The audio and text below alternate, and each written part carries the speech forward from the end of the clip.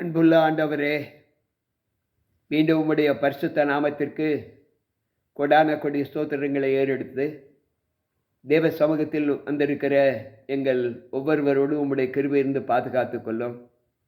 நல்ல இளைப்பாறுதல் நித்திரையை கொடுத்தீர். மீண்டும் ஒரு விசை இந்த வாரத்தின் 2வது நாளாகிய திங்கட்கிழமையின் காலையின் ஆசீர்வாதத்தை காண்பதற்கு எங்களை திறந்து தயவிற்காய் ஸ்தோத்தரிக்கிறோம். வந்திருக்கின்ற எங்கள் ஒவ்வொருவரோடும் உம்முடைய கிருபை இருந்து பாதுகாத்துக் கொள்ளும். மீட்பர் இயேசு கிறிஸ்துவின் நாமத்தில் ஜெபிக்கிறேன் நல்ல பிதாவே, ஆமென். அன்பு பிள்ளைகளே, கர்த்தருடைய வார்த்தைகளை கேட்பதற்கு தேவ சமூகத்தில் வந்திருக்கிற உங்கள் அனைவருக்கும் இந்த நாளின் வாழ்த்துக்களை தெரிவித்துக் கொள்கிறேன். கர்த்தர் நம்மோடு இருப்பாராக. நேற்றைய தினத்தில் பவுல் பட்ட பாடுகள் 1வது பாகத்தை நாம் தியானித்தோம். இன்றைக்கு 2வது பாகமாக பவுல் தன்னுடைய அனுபவத்தை, பாடுகளை நமக்கு வெளிப்படுத்தி காண்பிக்கிறார். ஏன் பாடுகளை வெளிப்படுத்தி காண்பிக்க வேண்டும் என்பதை நாம் சற்று சிந்திக்க வேண்டும். ஏனென்றால் வேதம் இப்படி சொல்லுகிறது. அப்போஸ்தலர் 20வது அதிகாரம் 22வது வசனத்திலே அங்கு ஆண்டவர் சொல்லுகிற வார்த்தை என்னவென்றால், அவர் இப்பொழுது நான் ஆவியினாலே கட்டுண்டவனாய் எருசலேமுக்கு போகிறேன். அங்கே எனக்கு நேரிடும் காரியங்களை நான் அறியேன்.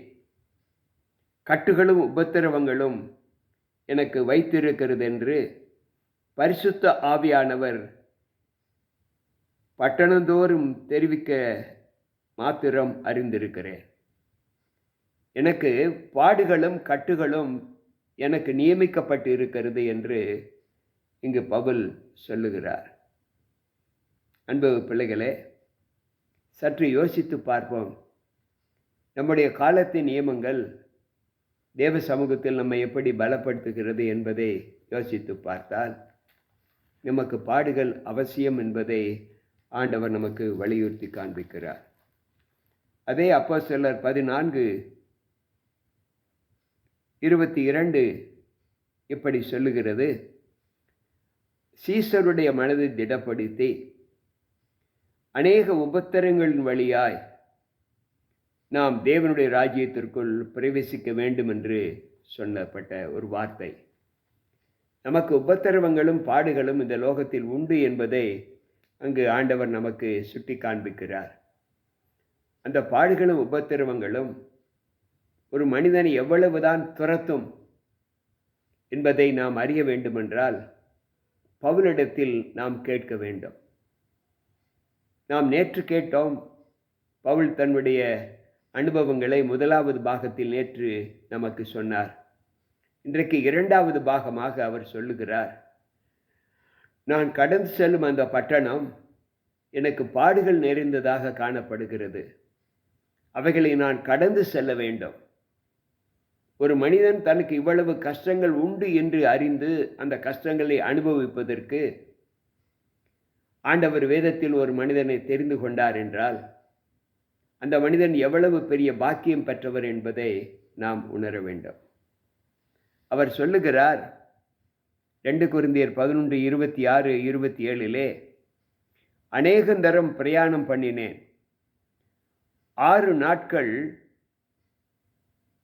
எனக்கு வந்த அந்த மோசங்கள், ஆறுகளால் வந்த மோசங்களும் கள்ளரால் வந்த மோசங்களிலும் என் சுய ஜனங்களால் வந்த மோசங்களிலும் அந்நிய ஜனங்களால் வந்த மோசங்களிலும் பட்டணங்களில் உண்டான மோசங்களிலும் வனாந்தரத்தில் உண்டான மோசங்களிலும் சமுத்திரங்களில் உண்டான மோசங்களிலும் மேலும் கள்ள சகோதரர்களால் உண்டான மோசங்களிலும் பிரயாணத்திலும் வருத்தத்திலும் அநேகம் முறை கண் விழிப்புகளிலும் பசியிலும் தாகத்திலும் அநேக முறை உபவாசங்களிலும் குளிரிலும் நிர்வாணத்திலும் இருந்தேன் என்று சொல்லுகிறார்.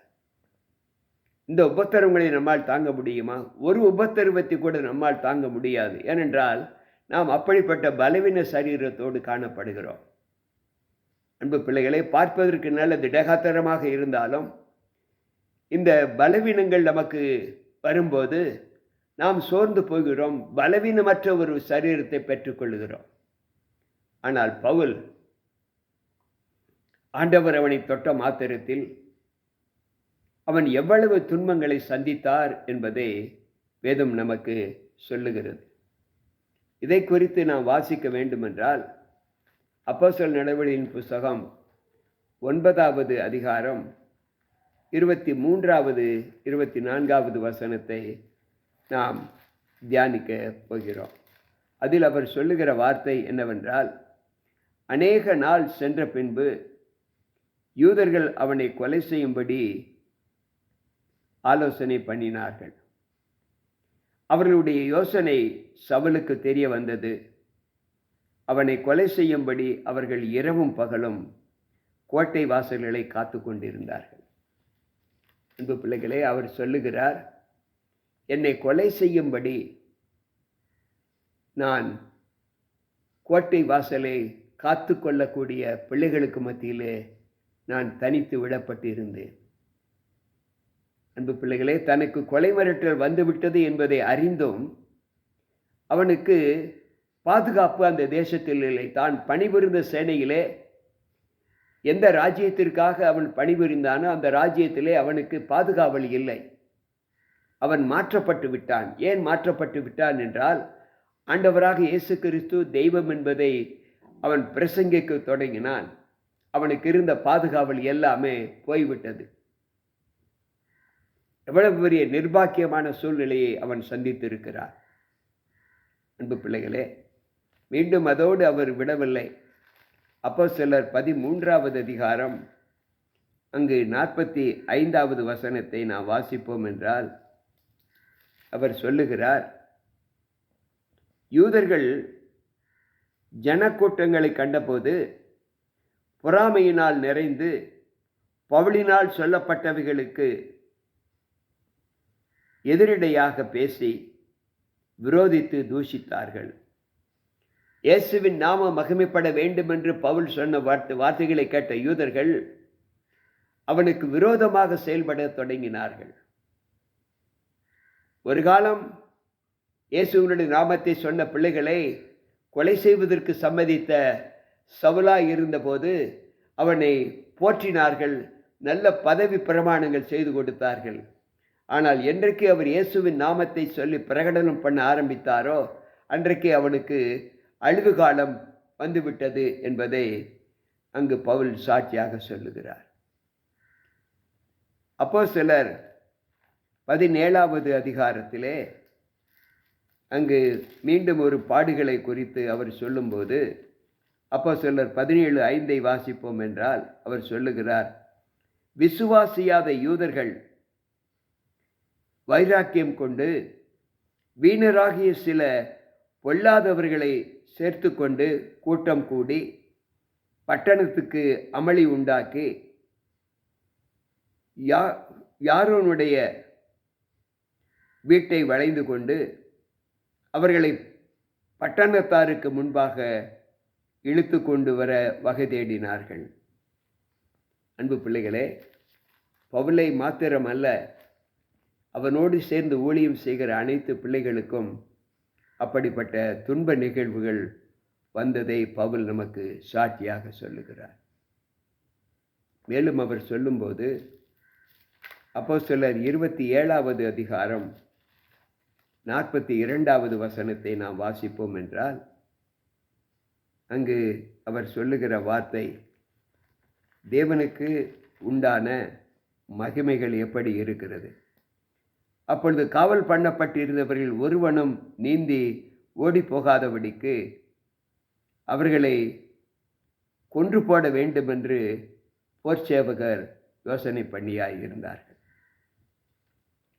அவர்கள் பிரயாணம் செய்த கப்பல் காற்றினால் அடிபட்டு தீவுக்கு அப்புறப்பட்டு போய்விட்டது.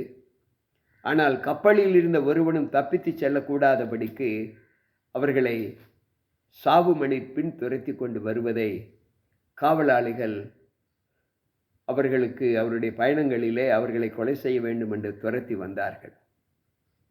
அன்பு பிள்ளைகளே, சற்று யோசித்து பார்ப்போம். நம்முடைய வாழ்க்கையின் அனுபவங்கள் எப்படிப்பட்ட ஜீவிதத்தில் கடந்து வந்திருக்கிறது என்பதை யோசிப்போம். அப்போஸ்தலர் நடவடிக்கைகளின் புத்தகம் 20வது அதிகாரம் 31வது வசனத்தை வாசிப்போம் என்றால், அங்கு ஆண்டவர் சொல்லுகிறார், ஆனபடியால் நான் 3 வருஷ காலமாய் இரவும் பகலும் கண்ணீரோடு இடைவிடாமல் அவனவனுக்கு புத்தி சொல்லிக் கொண்டு வந்ததை நினைத்து விழித்திருங்கள். இந்த இக்கட்டு காலங்களில் நான் அவர்களுக்கு என்னோடு கூட பயணித்த, என்னோடு கூட பாடுகளை அனுபவித்த பிள்ளைகளுக்கு, இந்த வார்த்தைகளை கேட்காத பிள்ளைகளுக்கு நான் புத்தி சொல்லிக் கொண்டு வந்ததை நீங்கள் நினைத்து கொள்ளுங்கள் என்று அங்கு பவுல் சொல்லுகிறார். எனக்கு பிரியமான தேவ பிள்ளைகளே, 1 கொரிந்தியரின் புஸ்தகம் 4வது அதிகாரம் 11வது வசனம் இப்படி சொல்லுகிறது, எப்படியென்றால்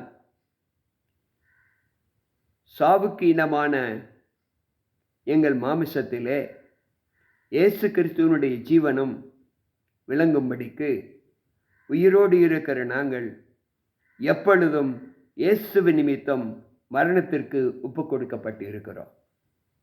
என்ன ஒரு அருமையான சாட்சியை அங்கு பவுல் சொல்லுகிறார். எப்படி எனில், சாவுக்கு ஏதுவான எங்கள் மாமிசத்திலே இயேசு கிறிஸ்துவனுடைய ஜீவனும் விளங்கும்படிக்கு உயிரோடு இருக்கிறதாக நாங்கள் எப்பொழுதும் இயேசுவின் நிமித்தம் மரணத்திற்கு ஒப்பு கொடுக்கப்பட்டு இருக்கிறோம். அன்பு பிள்ளைகளே, சற்று யோசித்து பார்ப்போம். நம்முடைய வாழ்க்கையில் நாம் இந்த பாடுகளை சகித்திருப்போமா? ஒரு சிறு துக்கத்தை கூட நம்மால் தாங்க முடியாத அனுபவங்களை நாம் பெற்றிருக்கிறோம். ஆனால் பவுல் தன்னுடைய நடவடிக்கையின் புத்தகத்திலே எவ்வளவு பாடுகளை அவர் சந்தித்தார் என்பதை யோசித்து பார்த்தால், நாம் 5 புத்தகங்களை கண்டிப்பாக வாசிக்க வேண்டும். ஒன்று அப்போஸ்தலர் நடவடிக்கையின் புத்தகம், இன்னொன்று 1 கொரிந்தியர் 11வது அதிகாரம், 2 கொரிந்தியர் 11-12வது அதிகாரம், பிலிப்பியருக்கு எழுதின நிருபம் 4வது அதிகாரம், தீமோத்தேயுவுக்கு எழுதின 2வது நிருபம் 4வது அதிகாரம். இந்த 5 அதிகாரங்களை நான் வாசித்து பார்த்தால், பவுல் உங்களுக்காக எனக்காக எத்தனை பாடுகள் பட்டார் என்பதை நாம் அறிய முடிகிறோம்.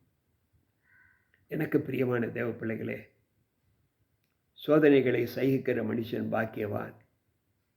அவன் உத்தமன் என்று விளங்கின பின்பு தேவன் அவனுக்காக வைத்திருக்கிற ஜீவ கிரீடத்தை அவன் பெற்றுக்கொள்வான் என்று யாக்கோபின் புஸ்தகம் 1வது அதிகாரம் 12வது வசனத்திலே வாசிக்கிறோம். இத்தனை பாடுகள் நம்மை கடந்து செல்வதற்கு நாம் எவ்வளவு பாக்கியம் பெற்றவர்கள்! நம்மை கடந்து செல்வதற்கான பலனை கொடுத்த தேவன் நம் மீது எவ்வளவு அக்கறை காட்டுகிறார் என்பதை யோசித்து பார்ப்போம். இஸ்ரவேலை காக்கிறவர் உறங்குவதும் இல்லை, தூங்குவதும் இல்லை என்று சொல்லுகிறார். கண்விழிக்காது நம்மை காத்தார். கர்த்தர் நகரத்தை காவாராகில் காவலாளிகள் விழித்திருக்கிறது விருதா. இன்றைக்குரிய நித்திரையை எடுத்துக்கொள்ளுவோம். எத்தனை பேர் மரிக்கிற ஒரு அனுபவத்தை நாம் கேள்விப்படுகிறோம். ஆனால் உங்களையும் என்னையும் தேவன் சுகமாக வைத்திருக்கிறாரே, அது அவர் நம் மீது காட்டுகிற கிருபை, அவர் நம் மீது காட்டுகிற அக்கறை. நாம் அவருக்கு ஏதோ ஒரு விஷயத்தில் பாத்தியப்பட்டு இருக்கிறோம். எப்பொழுதோ நாம் நன்மை செய்கிறவராக காணப்பட்டு இருக்கிறோம். நமக்குள் ஏதோ ஒரு நன்மை அவர் நம்மை இழப்புக்கு ஒப்பு கொடுக்காதபடி நம்மை காத்து வருகிறது. அந்த நன்மை இன்னது என்று நாம் சத்திய எழுத்துக்களின் மூலமாக அறிந்து அந்த நன்மையை தொடர்ந்து நம்முடைய வாழ்க்கையில் பின்பற்ற, தேவனுக்கு சாட்சியாக ஜீவிக்க நம்மை ஒப்பு கொடுப்போமா? பாருங்கள், என்னோடு கூட நம்மை ஜெபத்திலே ஆண்டவருக்கு ஒப்பு கொடுப்போம். அன்புள்ள ஆண்டவரே, இன்றைக்கும் நாங்கள் நிற்பதும் நிர்மூலமாகாது இருப்பதும் உம்முடைய சுத்த கிருபை என்று நாங்கள் நம்புகிறோம். நீர் இல்லாமல் எங்களால் ஒன்றும் செய்ய முடியாது ஆண்டவரே. இந்த நாளிலும் பவுலாருடைய 2வது பாகத்தின் சோதனைகளை நாங்கள் படித்தோம். அந்த சோதனைகளிலே அவர் பட்ட பாடுகளிலிருந்து அவருக்கு எப்படி நீர் விடுதலை கொடுத்தீர் என்பதையும் நாங்கள் அறிந்து கொண்டோம். அந்த விடுதலையின் வல்லமை இன்றைக்கு எங்களுக்கும் வர வேண்டும் என்று உம்முடைய சமூகத்தில் எங்களை ஒப்புக் கொடுக்கிறோம். பாடுகளை சகிக்கிற மனுஷன் பாக்கியவான் என்று சொன்னீரே, அந்த பாடுகள் இன்றைக்கு எங்களுக்கு வேண்டாம்.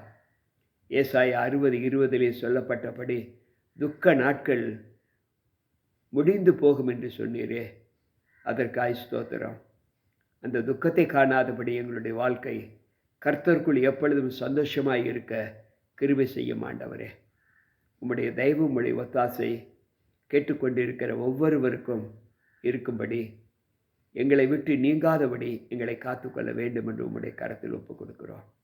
உம்முடைய சமூகத்தை நாடி வந்த எங்கள் ஒவ்வொருவரையும் வெறுமையாகி விடாதபடி உம்முடைய கிருபையின் கரம் எங்களை காத்து பலப்படுத்தி, நாங்கள் செய்கிற பணிகள் ஒவ்வொன்றிலேயும் உம்முடைய கரம் இருந்து எங்களை ஆராதிக்கிற தேவன் இன்னார் என்று அறிந்திருக்கிறார் என்று சொன்ன வாக்கை போல நாங்கள் உம்மை நம்பி ஜீவிக்க எங்களை ஒப்புக் கொடுக்கிறோம். எங்களை காட்டிலும் எத்தனையோ ஏழை எளிய மக்கள் இருப்பதை நாங்கள் உணர்கிறோம். அவர்களுக்கு நாங்கள் உதவிக்கரம் நீட்டி எங்களால் முடிந்த உதவிகளை செய்வதற்கான இருதயத்தை எங்களுக்கு தாரும். உம்முடைய தயவு, உம்முடைய ஒத்தாசை எங்களுடைய தேசம் சீராய் அமைய கிருபை செய்யும். எந்தவித ஆண்டவரே மனத்தாங்கள் இல்லாத ஒரு தேசமாக எங்களுடைய தேசத்தை உருவாக்கும். ஆவியானவர் நீர்த்தாமே உம்முடைய கிருபையை அனுப்பி உம்முடைய வல்லமையுள்ள கரம் எங்களை ஆட்கொள்ளுகிறது என்பதை நாங்கள் நம்புகிற அனுபவத்தை எங்களுக்கு தாரும். இந்த லோகத்தின் தேவனாய் இருக்கிற நீர் எல்லா ஜனங்களுக்கும் தேவன் நீர் என்பதை அறிவதற்கான ஆசீர்வாதத்தை தாரும். தேவன் யூதருக்கு மாத்திரமா தேவன் அல்லவே, பிரஜாதிகளுக்கும் அவர் தேவன் என்று சொல்லி இருக்கிறார். ஆண்டவர், யூதரிலிருந்து மாத்திரம் நீர் எங்களை தெரிந்து கொள்ளவில்லை, பிரஜாதிகளிலிருந்து எங்களை தெரிந்து கொண்டு இருக்கிறீர் என்று வேதம் எரேமியா 23:23 வாசிக்கிறோம். ஆவியானவர் நீர் தாமே எங்களோடு கூட இருந்து எங்களை பாதுகாத்து நல்ல ஜீவியத்தில் நாங்கள் நுழைந்து வாழ, நல்ல கிரீடத்தை நாங்கள் பெற்றுக்கொள்ள எங்களை உம்முடைய கரத்தில் ஒப்புக் கொடுக்கிறோம். வந்திருக்கிறது எங்கள் ஒவ்வொருவருக்குள் உம்முடைய கிருபை இருந்து பாதுகாத்து கொள்ளும். இந்த நாளை இனிதாக நாங்கள் பாவிக்க எங்களை பலப்படுத்தும். மீட்பர் இயேசு கிறிஸ்துவின் நாமத்தில் ஜெபிக்கிறேன் நல்ல பிதாவே, ஆமென். அன்பு பிள்ளைகளே, கர்த்தருடைய வார்த்தைகளை கேட்ட நம் ஒவ்வொருவரோடும் தேவ கிருபை தங்கியிருந்து அவருடைய அன்பிலே நிலைத்திருந்து நம்மை தேவனுக்கு ஒப்புக் கொடுப்போம். தொடர்ந்து தேவ கிருபை நம் அனைவரோடு கூட இருப்பதாக. மீண்டும் நாளை சந்திப்போம். உங்கள் போதகர் ஜி.கே. ராபர்ட். கர்த்தர் நம்மோடு இருப்பாராக. ஆமென்.